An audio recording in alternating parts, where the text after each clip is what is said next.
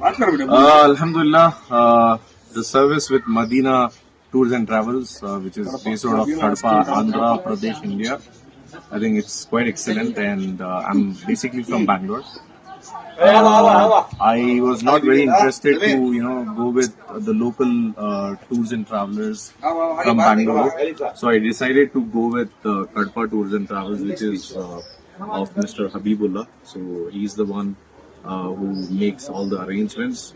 So that from the time of transport, which is the Saudi Airlines, till we reach Jeddah, and from Jeddah there was a AC buses which were arranged towards Mecca, and Alhamdulillah the first move was to perform Umrah. There was a complete coordination from Mr. Habibullah. So he had his own guides who came along with us, and one of the best part of this particular tour is the food. I think they provide a very hygiene and very tasteful food. So I'm quite impressed, and also we have taken us with a lot of multiple visits, and this particular one is which is in Taif. Generally, this place we don't. I mean, the visitors don't get easy access.